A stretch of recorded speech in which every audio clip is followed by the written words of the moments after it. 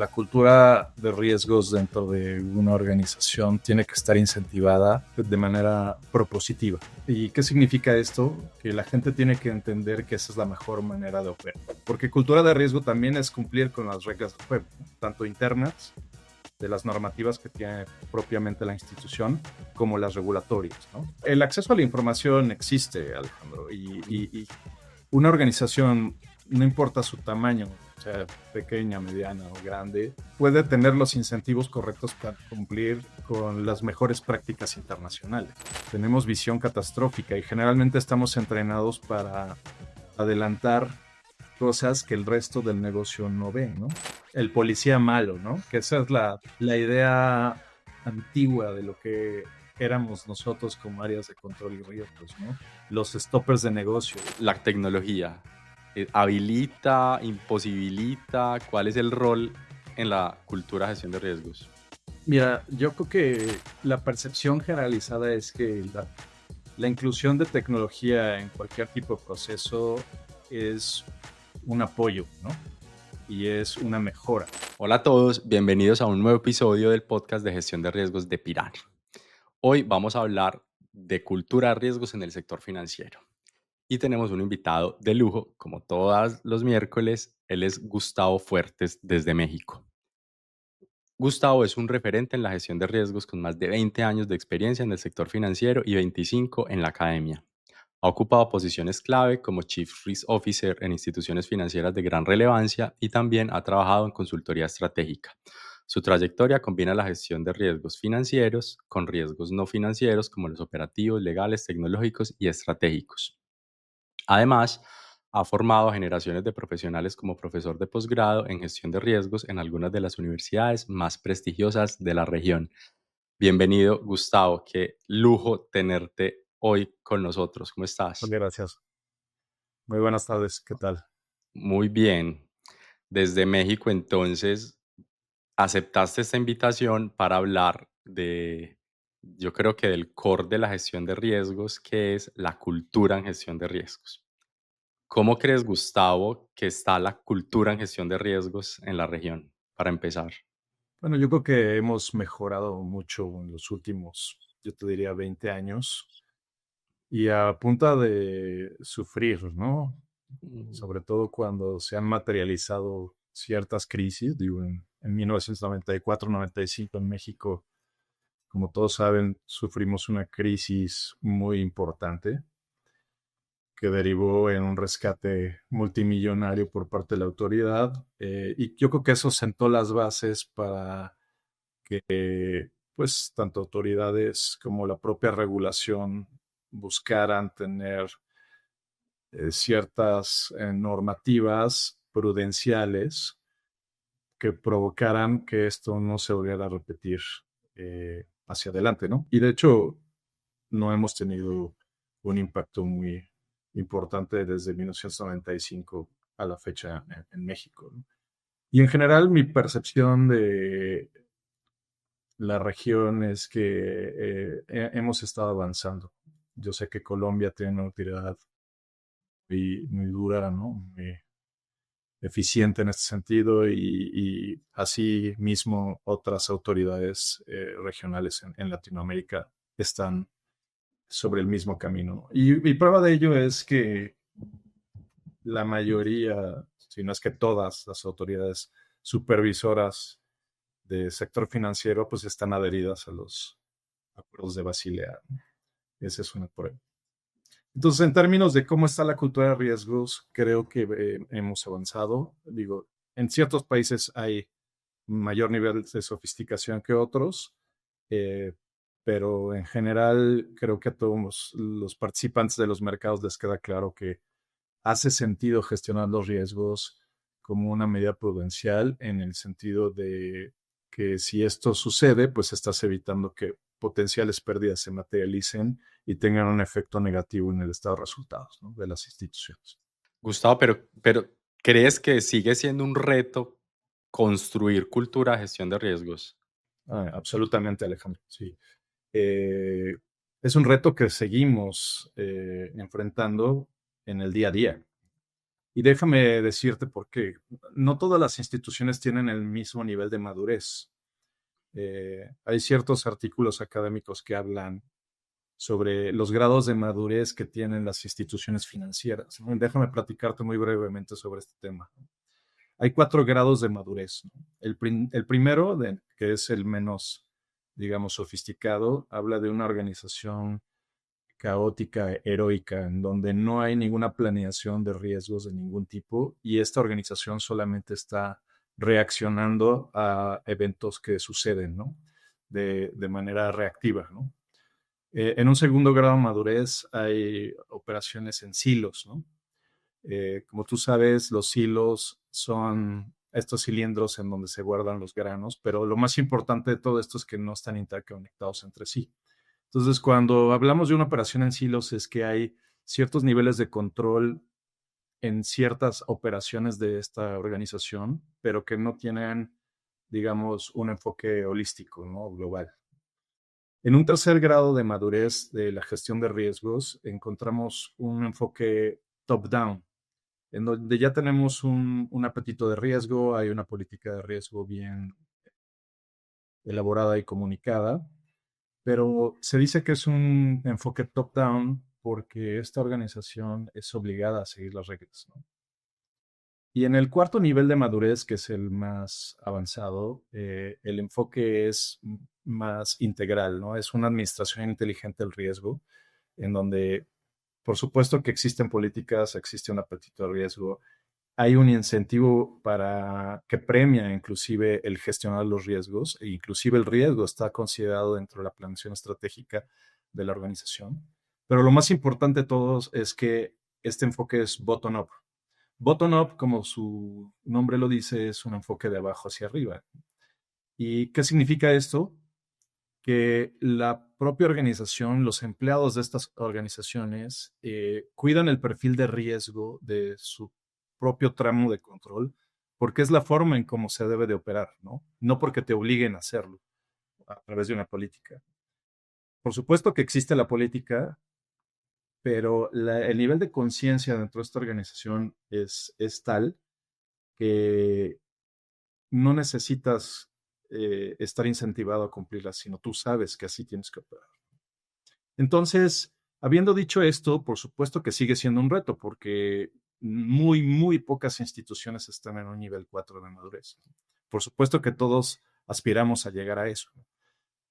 Yo te podría decir que en la región estamos entre un grado 2 y un grado 3, ¿no? Quizá la mayoría están en un grado 3 intermedio, pero todavía nos queda un camino por recorrer.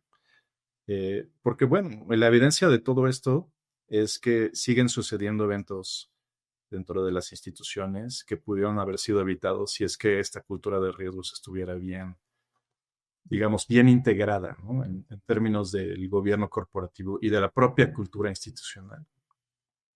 Me gusta mucho esta categorización y estos 4 niveles, pero me quedó una duda, Gustavo. Entonces, ¿el nivel uno es el caótico o el bottom Heroico. up? Así es. El Sí, en donde caótico. no existe nada, ¿no? Listo, ese es el Solamente nivel uno. O sea, reaccionas el ante nivel el 4 es el más alto, es el mejor. correcto. El 4 es el más sofisticado. O sea, Y vos decís que la región en este momento estamos entre 2 y 3. sí, yo te puedo decir que de manera muy genérica Claro. estamos ahí, ¿no? ¿Y por qué crees que es tan difícil llegar a ese nivel 4? Mira, como todo es cuestión de incentivos, ¿no? La cultura de riesgos dentro de una organización tiene que estar incentivada de manera propositiva. ¿Y qué significa esto? Que la gente tiene que entender que esa es la mejor manera de operar. Pero muchas veces esto no se da de manera orgánica. Los incentivos tienen que existir para que esto vaya permeando, pero también tiene que haber un constante entrenamiento y capacitación, y esto lleva tiempo. De hecho, en México, por ejemplo, es mandatorio que todos los empleados que trabajan en el sector bancario al menos cumplan con un entrenamiento anual, por ejemplo, en prevención del lavado de dinero. Esto es mandatorio. Y esa es una forma en cómo a través de las regulaciones estás tratando de incentivar a que los empleados que operamos, ¿no? Dentro de estas instituciones entendamos que es importante hacer las cosas bien, apegadas a la normativa, y porque es la forma en cómo se tiene que hacer, ¿no? Cuidando el perfil de riesgo, no solamente de la institución, sino también de nuestros clientes, ¿no? Y de todos los stakeholders que alrededor de la organización tienen algún tipo de interés, ¿no? Gustavo, y me imagino que en toda tu experiencia has visto empresas en nivel 4. ¿Cuándo fue la última vez que viste una cultura de riesgos que fuera más discurso que realidad? Que fuera más discurso que realidad. Mira, tristemente esto pasa muy seguido en empresas familiares, en donde, digamos, el control lo tiene cuando más una familia, cuando menos una sola persona. Y cuando esto sucede, pues es muy difícil romper con las creencias e inclusive los hábitos de cómo gestionarla, ¿no? Y es ahí donde se vuelve una cuesta muy hacia arriba el querer impulsar una cultura de riesgo, porque simplemente la alta dirección tiene ideas preconcebidas de cómo debe dirigir su propia empresa, ¿no? Entonces, donde no hay una cultura más institucionalizada, es más difícil implementar este tipo de nuevas ideas, ¿no? Lo cual hace sentido, ¿no?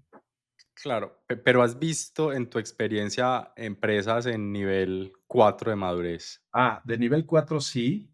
Digo, en general, pues son los grandes bancos internacionales que todo el Ya. mundo conoce, que ya tienen, digamos, décadas de camino recorrido. Yo te puedo decir que, pues esto empieza a finales de los 80, específicamente en 1988, cuando el Banco Internacional de Pagos, a través de su Comité de Supervisión Bancaria de Basilea, emite las primeras reglas conocidas como Basilea I, que más genéricamente fueron implementadas en 1994-95.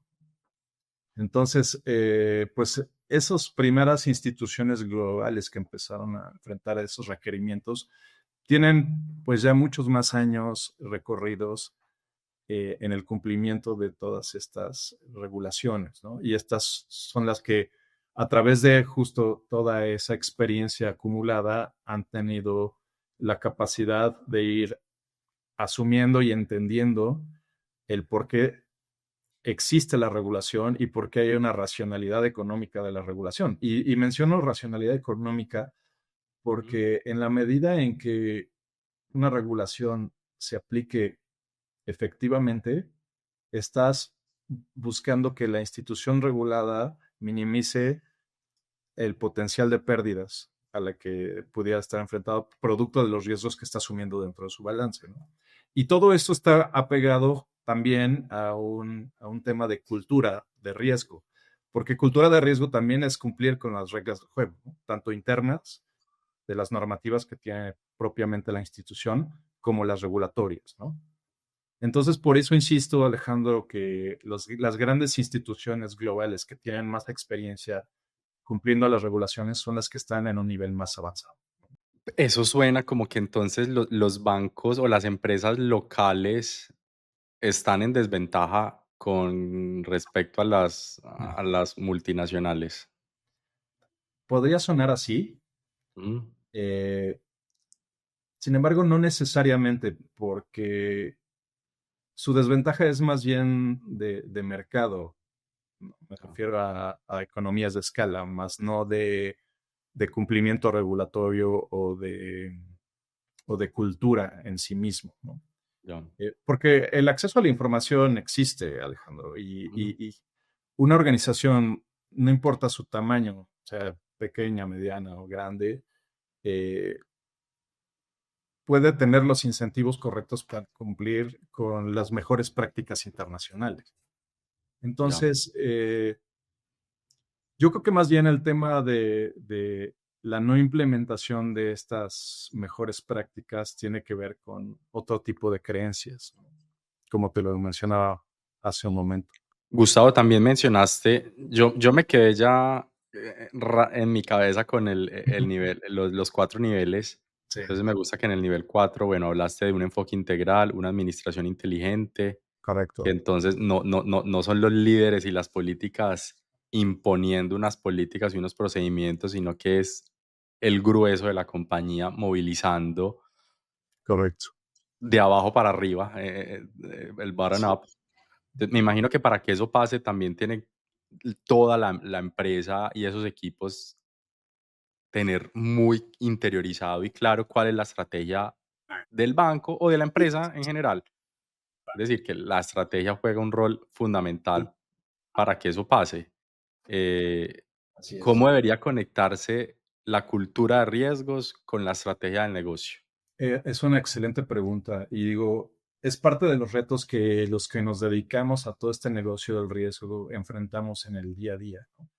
Eh, Porque mira, la estrategia generalmente está liderada por la dirección general y es la visión que se tiene respecto a hacia qué camino tendrá que recorrer en el futuro inmediato la organización y cuáles son los objetivos que tiene que cumplir, sobre todo en el corto plazo, ¿no? ¿Por qué digo que es un reto para la gestión de riesgos? Porque muchas veces en esas conversaciones las áreas de riesgos y control no han estado históricamente involucradas justo en esas conversaciones. Y el reto es entrar en esa conversación.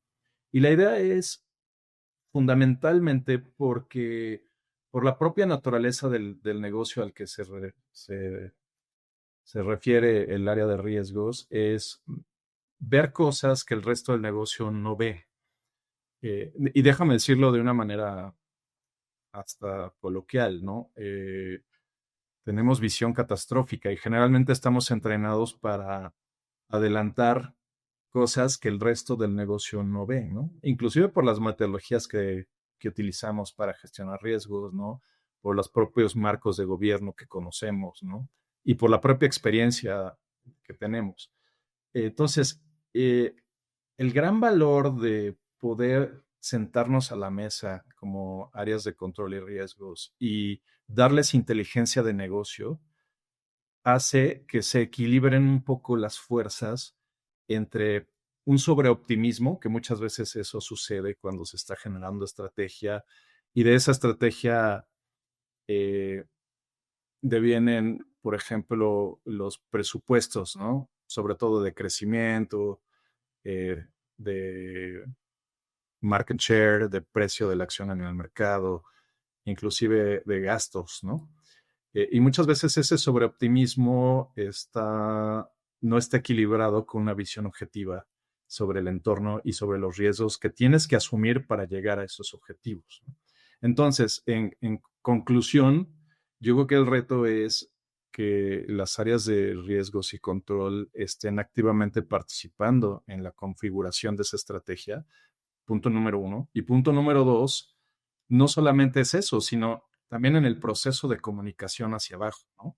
En cascada con el resto de la organización, que es también parte de una labor conjunta que las áreas tienen que hacer, ¿no? Y hablando, por ejemplo, en el modelo de líneas de defensa, que es un modelo que pues la banca y en general el sector financiero ha venido utilizando pues ya casi 20 años. La primera línea de defensa, que son las áreas operadoras y tomadoras de riesgos por naturaleza, deben estar siendo acompañadas por la segunda línea de defensa, que son las áreas de control y riesgo, justo en, como decía hace un momento, en la configuración de esa estrategia y en la comunicación de esa estrategia, ¿no?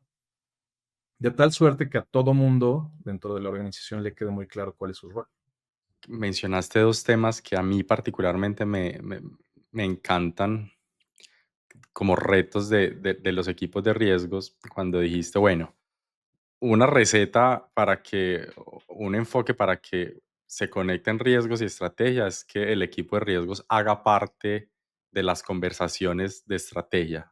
Así es. Pero mencionaste que muchas veces los equipos de riesgo tienen una visión catastrófica del mundo y normalmente, claro, entonces yo trabajo en riesgos, pero también soy gerente. Y claro, ningún gerente y nadie quiere tener en su equipo a alguien que le diga: "No, eso no se puede, no, no lo haga, no", porque entonces no me dejan crecer. Entonces, Correcto. ¿cómo crees que puede hacer el equipo de riesgos o control para no ser el que siempre dice que no? El policía malo, ¿no? Que esa es Eh, la idea antigua de lo que éramos nosotros como áreas de control y riesgos, ¿no? Los stoppers de negocio. Yo creo que esa idea ya cambió.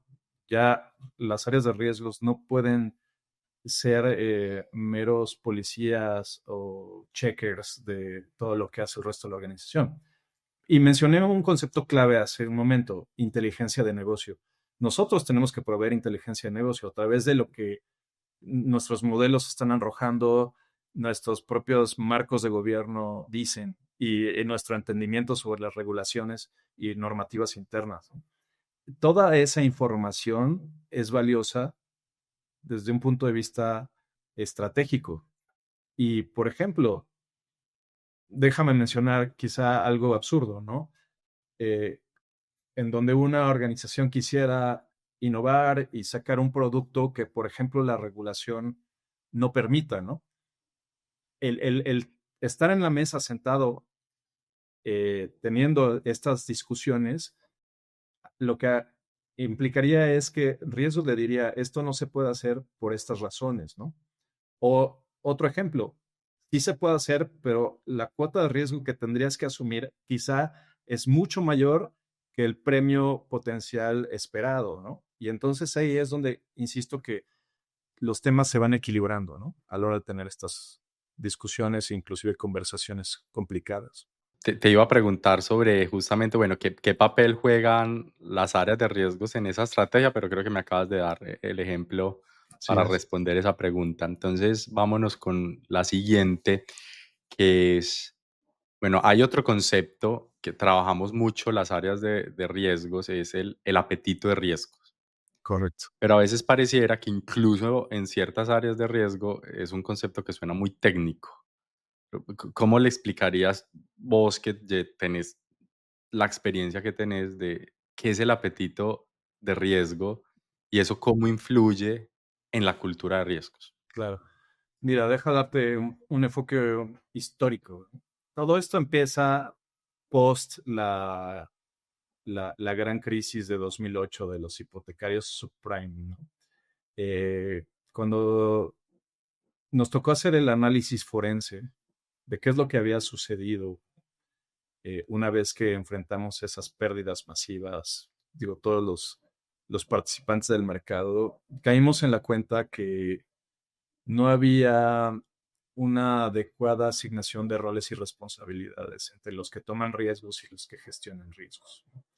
Y entonces, tanto en la industria como en la academia nos dimos a la tarea de empezar a innovar y generar algo que nos ayudara justo a tratar de contener y de evitar que situaciones así se pudieran repetir hacia adelante. Y el resultado de todo este esfuerzo le llamamos apetito de riesgo, risk appetite.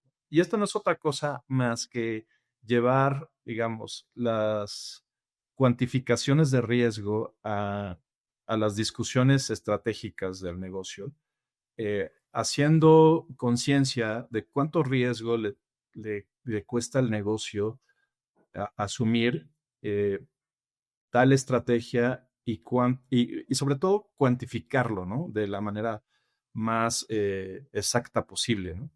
Y de tal suerte que haya un balance entre no solamente el incentivo más importante de cualquier negocio, que es generar rentabilidad, sino la otra variable que es cuánto riesgo tengo que asumir para llegar a esos niveles de rentabilidad.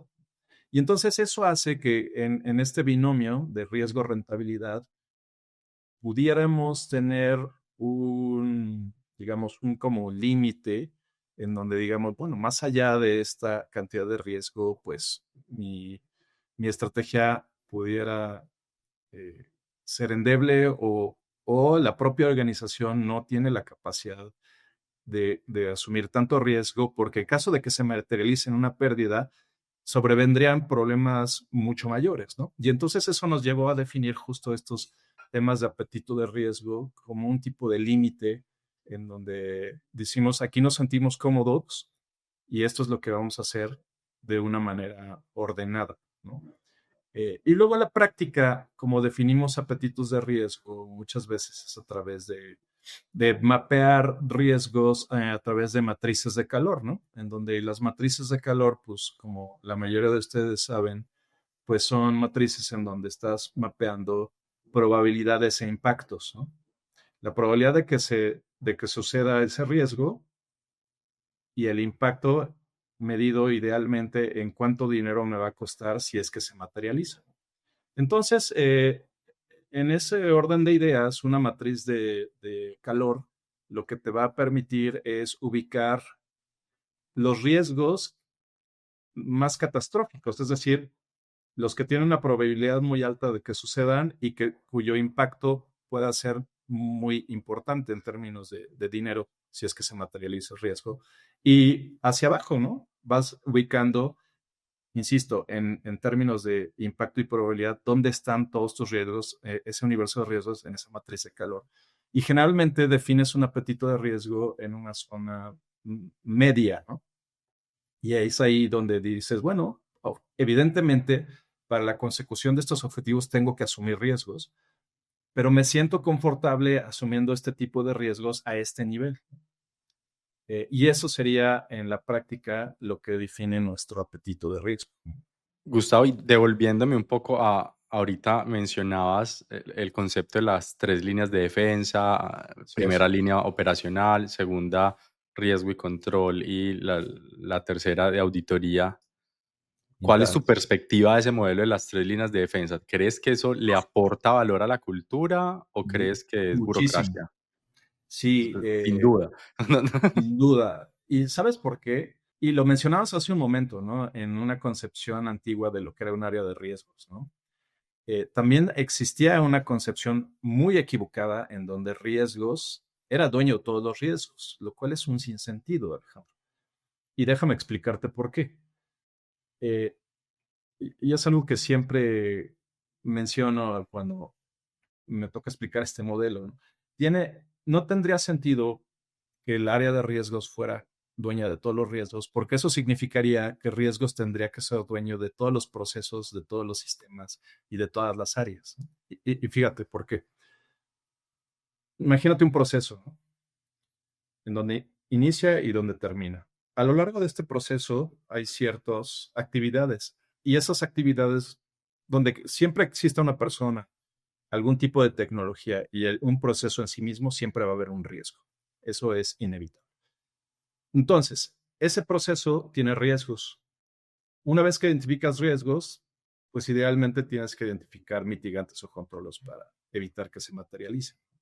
Entonces, bajo esta concepción antigua que mencionaba, en donde las áreas de negocio hacían riesgos, es dueño de todos los riesgos, pues eso no tiene sentido por lo que acabo de explicar.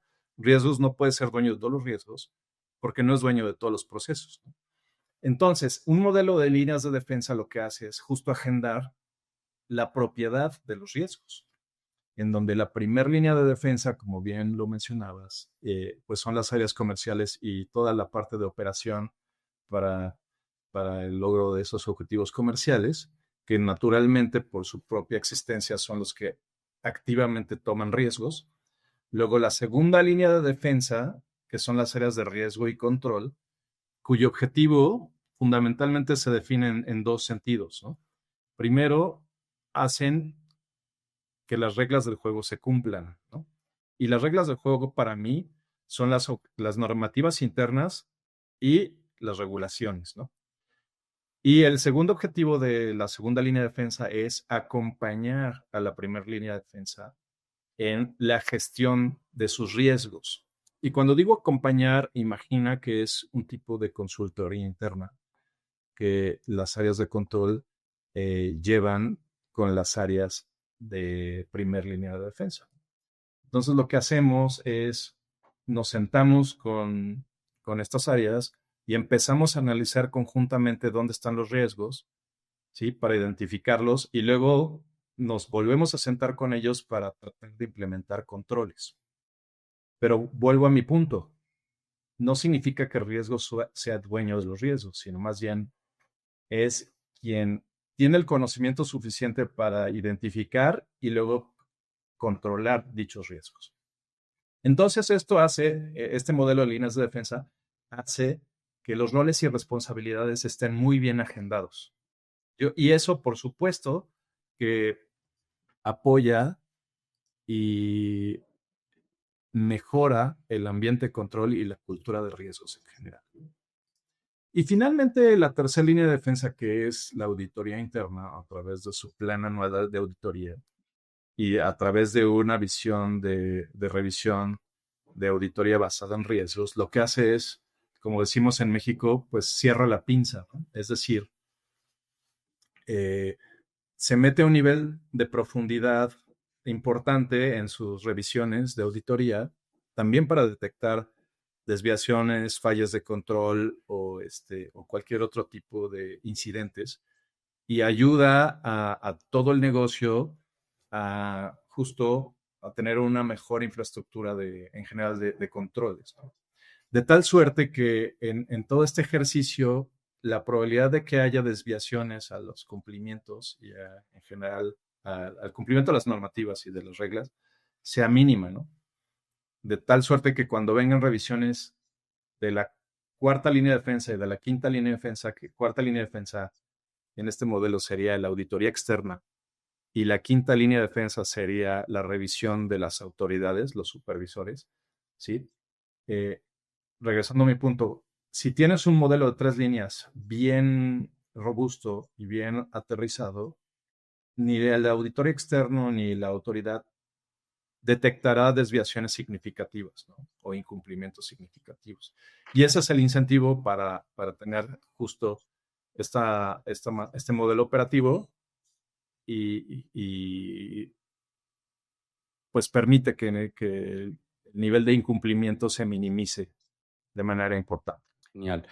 Bueno, Gustavo, entonces hablamos del rol. Bueno, me quedó clarísimo que sí funcionan las tres líneas de defensa y no es burocracia desde la perspectiva, claro, del bottom-up, de que son todos movilizando y no es un actor responsable de los riesgos, sino que toda la organización hace todo el sentido, justamente las líneas. Y hay otro componente es la tecnología, tecnologías emergentes, inteligencia artificial, machine learning, analítica. Es decir, hay una cantidad de actores nuevos en la ecuación. ¿Crees que la tecnología, habilita, imposibilita? ¿Cuál es el rol en la cultura de gestión de riesgos? Mira, yo creo que la percepción generalizada es que la inclusión de tecnología en cualquier tipo de proceso es un apoyo, ¿no? Y es una mejora. Y yo considero que en general sí, pero también tiene una dimensión negativa, sobre todo en la dependencia.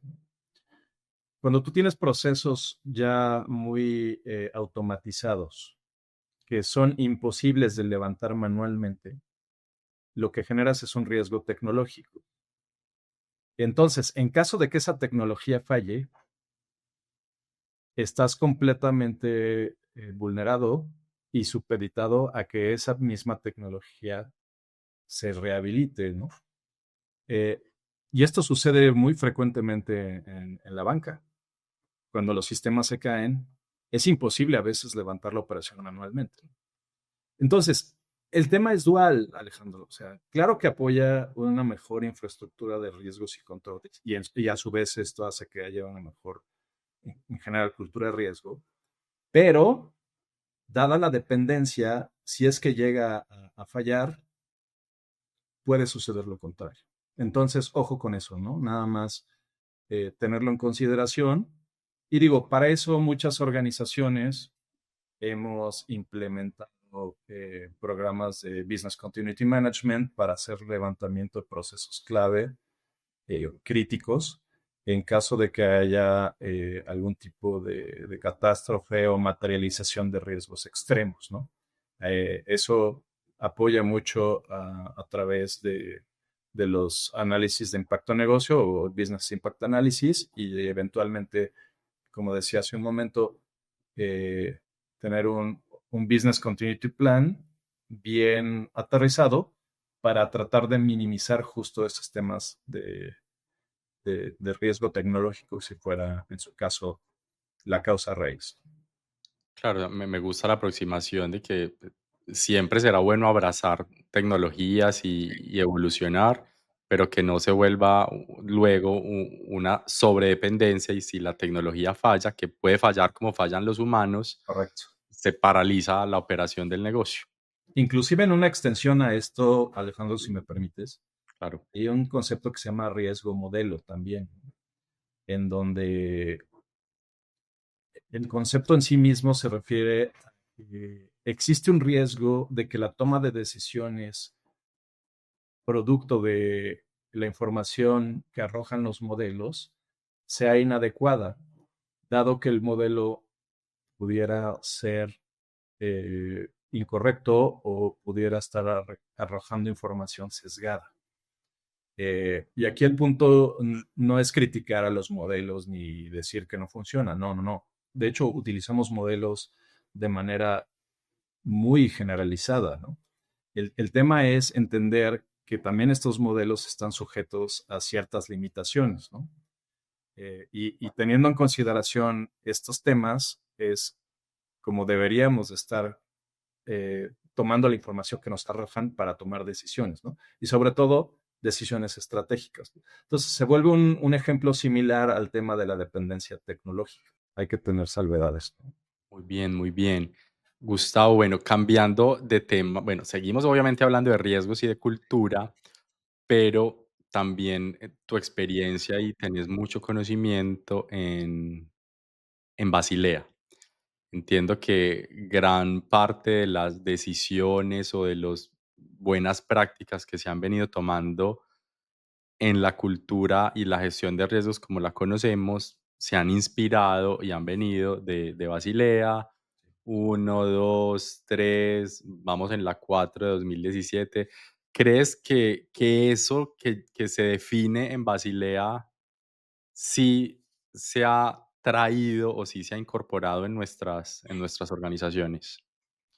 Mira, para las instituciones, sobre todo las supervisoras que están adheridas a los criterios internacionales del Banco Internacional de Pagos, inclusive es mandatoria, ni siquiera es un tema discrecional, ¿no? O sea, los supervisores que están adheridos a los acuerdos internacionales de Basilea tienen el mandato de en sus propias regiones eh, obligar a los participantes a cumplir con esas reglas, ¿no?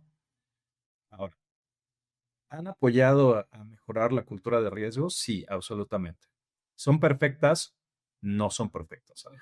Y una razón muy importante de por qué esto no es perfecto es porque la regulación siempre va un paso atrás de la innovación.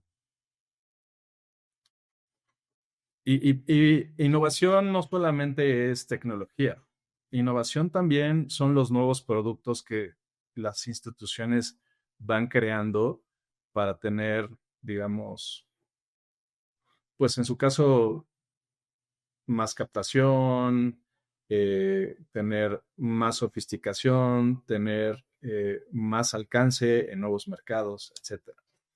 Y muchas veces esos productos que son nuevos y que no están dentro de el espectro de lo que la regulación eh, supervisa, también eso implica que, justo lo que decía hace un momento, la regulación vaya un paso atrás, ¿no? Entonces siempre es ese juego de hacer el catch-up entre la innovación y la regulación, y luego la regulación, que son las reglas escritas, se aterriza a través de un proceso de supervisión. Entonces, ahí hay un gap entre todo eso, y por eso digo que no es perfecta, ¿no?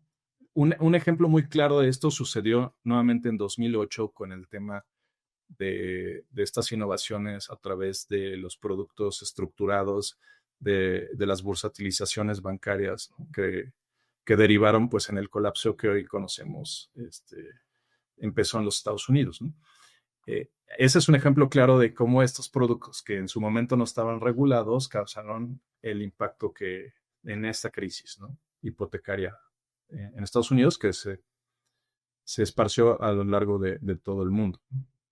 Entonces, en conclusión, yo creo que sí es importante que las instituciones cumplan con esas regulaciones, pero también deben de tener el incentivo interno a tener sus normativas asociadas a la propia actividad que estas organizaciones tienen, ¿no? Porque no todos los bancos son iguales, ni no todas las instituciones financieras son iguales, porque no atienden al mismo tipo de clientes y no operan en las mismas geografías. Entonces hay muchas condiciones cambiantes, ¿no? Entonces, sí es un buen punto de partida seguir las regulaciones, pero también, como decía hace un momento, eh, el tener normativas internas que ayuden a tener más controlado el negocio y así, asimismo el riesgo, hace sentido para tener una cultura más robusta. Me gusta mucho. Yo había escuchado que la regulación siempre va un paso atrás de los delincuentes, pero Sí. me gusta la aproximación de que va atrás de la innovación. Entonces, pareciera que es muy parecido a lo mismo que hablabas de la tecnología, que no haya una sobredependencia de la regulación y es que yo hago lo que dice la norma y nada más, E porque pues, inclusive, ¿sabes qué? ujú, Un exceso de regulación también es malo, por una razón. La regulación impone costos muy grandes, costos administrativos, operativos y de cumplimiento. Entonces, un exceso de regulación lo que hace en última instancia es subir el precio de los servicios financieros, porque al final las instituciones reguladas van a tener que prorratear ese costo de alguna manera en la tasa de interés de los créditos que dan a sus clientes. Entonces, eh, tiene que estar enfocada en incentivos y en objetivos muy claros, ¿no? Entonces, ese es otro enfoque que ya, hay que considerar. Y me gustó también lo que dijiste de que la regulación va un paso atrás de los criminales. Eso absolutamente aplica para temas de fraude, crimen financiero, lavado de dinero, por supuesto. claro, Es claro. el juego del catch-up, ¿no? Todo el Sí, tiempo sí, sí. estamos haciendo eso. Gustavo, ¿y cuál crees que es el error que seguimos repitiendo en la banca respecto a la cultura de riesgos? Asumir que ya sabemos todo y que el mercado no tiene un impacto sobre la evolución de mis objetivos. Yo creo que eso es algo que históricamente nos ha afectado a la banca. Eh, creer que porque hemos venido operando de una manera, esa idea va a seguir siendo vigente infinitamente en el tiempo y la realidad es que no. Y digo, un ejemplo claro hoy es la disrupción que están teniendo en las fintechs, ¿no? En el ecosistema bancario, ¿no? Eso, si tú me lo preguntaste, me hicieras esa pregunta hace 5 años, yo te diría, bueno, absolutamente nadie le va a quitar negocio a la banca y entonces no hay ningún riesgo que enfrentar, ¿no? Y hoy estamos viendo cómo estos nuevos participantes, como es el caso de Nubanco, ha hecho una disrupción bien importante, ¿no? En la forma de operar, asumiendo modelos de negocio bien innovadores y enfoques muy distintos a lo que la banca tradicional venía haciendo, que, vuelvo a mi punto, hacen que las visiones cambian. Entonces, yo creo que esa puede ser una razón poderosa para Ya, seguir teniendo foco, ¿no? claro, sí. Sobre cuál es la estrategia, el objetivo que tienen las instituciones y ir cuidando que no solamente desde una perspectiva micro cumplas con tus objetivos, sino que también desde una perspectiva más macro veas cómo el ecosistema pudiera afectarte a la consecución Claro. de esos logros, ¿no?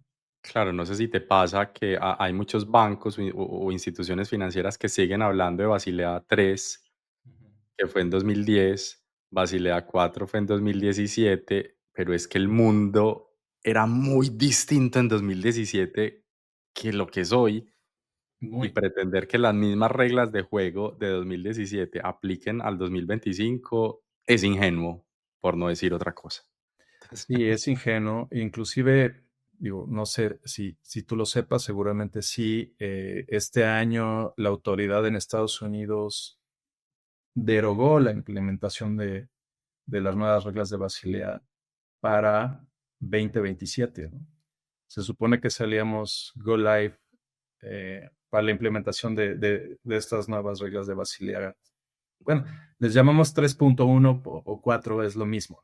Este, y al no ser así el Go Live, lo mismo la autoridad en el Reino Unido deroga para 2027. Y mucho tiene que ver justo con lo que apuntabas. Las condiciones del mercado han cambiado tanto, la incertidumbre tiene nuevas fuentes de riesgo que las propias reglas tienen que irse adaptando a esas nuevas condiciones. Y esto no es un proceso que sea inmediato, por el contrario, toma mucho tiempo articular todo eso en un documento, ¿sí? Que refleje la realidad de la mejor manera posible y luego cabildear ese documento con toda la industria lleva tiempo. Entonces, por supuesto que hay brechas ahí de tiempo que afectan justo este cumplimiento y bueno, el mundo sigue avanzando y la incertidumbre a veces sigue creciendo. Por ejemplo, no, no vas a dejar mentir, pero en estos últimos 6 meses, con la guerra comercial que inició en Estados Unidos, pues las condiciones en muchos mercados han cambiado y ha habido mucha más volatilidad y a lo mejor algunos de esos factores de riesgo no están contenidos dentro de las nuevas versiones de la regulación que a lo mejor hace sentido incluir, ¿no? Entonces, como te decía, pues no es un proceso que se dé de manera inmediata y tiene que estar muy cabildeado, ¿no? Lleva tiempo. Hombre, Gustavo, me encantaría quedarme otras 2 horas conversando contigo, que se nota que sabes del tema, pero entonces ya una última pregunta, lo Claro, prometo, la última para cerrar es, claro. si tuvieras que darle un tip o un consejo o una idea tuya a la audiencia para mejorar la cultura de gestión de riesgos en la banca, ¿qué les dirías? Mira, yo les diría que dos cosas. El primer tip es que nosotros como áreas de control y riesgo tenemos que desarrollar ciertos soft skills, ¿no? Y por soft skills me refiero a ciertas habilidades no necesariamente analíticas, más bien de comunicación. Entonces, tenemos que aprender a comunicar mejor cuál es la, mm, la- digamos, el framework en donde operamos naturalmente como áreas de riesgos y control, ¿no? Eh, y saber comunicar estos incentivos al resto de los equipos para que también entiendan por qué desde nuestra visión hace sentido controlar y gestionar los riesgos, ¿no? Ese sería un primer tip. Y el segundo tip es, eh, aunado a la comunicación, es training, ¿no? Capacitación, capacitación, capacitación todo el tiempo, pero no solamente para las áreas de riesgo, sino capacitación en riesgos para toda la organización. Eh, Creo que esto mejora inevitablemente la conciencia y el entendimiento sobre los riesgos, ¿no? Y una vez que ya estás hablando en un idioma eh, similar o igual, pues, la gente entiende por qué hacemos lo que hacemos, ¿no? Y al final, pues la idea de tener este entrenamiento, pues es ayudar a nuestros clientes internos a que no enfrenten justo la materialización de los riesgos que gestionan en el día a día. Ese sería como el último objetivo, ¿no? De nuestra existencia. Y eso lo vamos a poder lograr teniendo una comunicación muy asertiva y explicando a través del entrenamiento cómo hacerlo. Entonces, esos serían mis 2 tips para, para cualquiera que está en todo este negocio del riesgo y control. Que me gusta mucho porque al final la cultura la hacen las personas, los Correcto. humanos. Sí, Entonces, habrá habilitadores, podrá ser la tecnología, la regulación, la tecnología va y viene, cambia, la regulación va y viene, cambia. Lo que se mantiene son los equipos, las personas, así y es. a esas personas hay que capacitarlas Correcto, y comunicarles permanentemente la estrategia correcto. y a lo mejor las nuevas regulaciones, las nuevas tecnologías y cómo con todo eso se avanza el negocio. Gustavo, un lujo haber conversado contigo el día de hoy. Espero que la audiencia haya disfrutado esa conversación tanto como yo, que igual hace parte de esos tips de comunicación y entrenamiento para que ojalá más equipos y más personas escuchemos estos puntos de vista de Gustavo. Entonces, muchas gracias, Gustavo. Mucho Espero gusto. que haya otra sesión con vos más adelante. Encantado de participar en estas sesiones. Espero que no sea la última. Y bueno, pues agradecerte la invitación y felicitarte por esta labor de comunicación a lo que nos dedicamos en estas áreas de riesgos. Audiencia, por favor, si les gustó este episodio, suscríbanse, activen campanita, déjennos sus comentarios, sea que los escuchen en Spotify o en YouTube. ¿Qué otros temas les gustaría que tratáramos? Si quieren que invitemos a alguien que ustedes conozcan, que sepa, que sabe mucho del tema, los escuchamos a todos. Muchas gracias y nos escuchamos o nos vemos en el próximo episodio. Chao.